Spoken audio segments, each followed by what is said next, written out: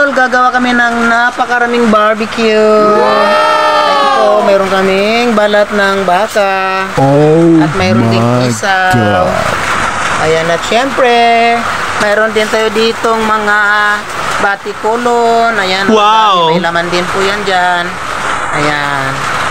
Syempre yan pa, nagtutuhog pa po kami. Sila pala, hindi pala ko kasali. Yan, siya mo na si Chef Fredo. Yan, nahiya si Chef Fredo.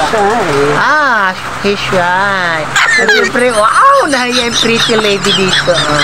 Nahiya-hiya. Ayan, at syempre, itong pinakagwapong kasama namin dito. Ayan. Pinimplan pala akong kape. Akin ba to? Thank you. Ayan.